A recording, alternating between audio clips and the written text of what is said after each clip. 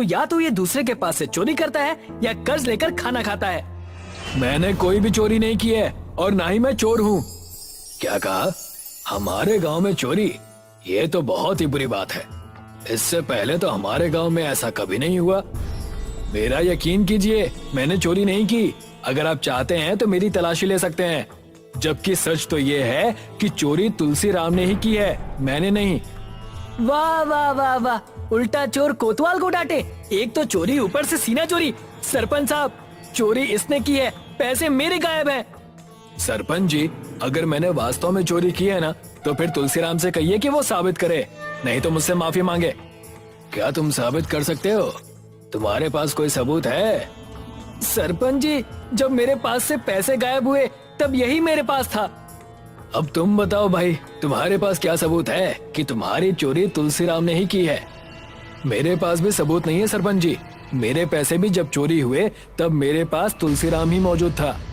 तुम दोनों के पास एक दूसरे के खिलाफ कोई सबूत नहीं है क्या? तुम दोनों मेरा समय बर्बाद करने के लिए यहाँ पर आए हो। तुम दोनों जा सकते हो। तुलसीराम उस आदमी के साथ सरपंच के घर के बाहर निकल आया और उसकी ओर देखकर बोला, मुझे तो लगा ही था कि सरपंच इस मामले में कुछ नहीं कर पाएंगे। अब अगर मेरी कोई मदद कर सकता है तो वो सिर्फ हमारे गांव की बूढ़ी काकी कर सकती है। चलो मेरे साथ। मैंने बड़े बड़े झूठे देखे तुलसीराम, लेकिन तुमसे बड़ा झूठा अपने जीवन में नहीं देखा। एक तो तुमने मेरे पैसे चुराए और ऊपर से तुम मुझ पर ही आरोप लगा रहे हो। तुलसीराम उस आदमी को गांव के एक सुनसान इलाके की झोपड़ी में ले आया, जहां एक मोटी बूढ़ी औरत थी। अरे बाप रे बाप, ये बूढ़ी औरत है या कोई बुलडोजर? अपना मुंह बंद करो बदतमीज, तुम तो शक्ल से ही चोर लगते हो। आपने बिल्कुल सही कहा, इसने मेरे पैसे चुराए हैं। मैं इसीलिए इसको आपके पास लेकर आया हूँ। अरे भाई, तुम फिर शुरू हो गए यार। कितनी बार कहा है कि मैंने तुम्हारे कोई पैसे नहीं चुराए, बल्कि उल्टा तुमने मेरे पैसे चुराए हैं। चिंता मत करो, अभी कुछ देर में पता लग जाएगा। वो कैसे? मेरी नजरों से कोई चोर बचकर नहीं जा सकता। तुम दोनों मेरी झोपड़ी से बाहर आ जाओ। बूढ़ी औरत की बात सुनकर तुलसीराम और वो आदमी झोपड़ी से बाहर आ गए। बूढ़ी काकी उन दोनों को एक खेत की ओर ले गई और उन दोनों की ओर देखकर बोली, अब मेरी बात गौर से सुनो।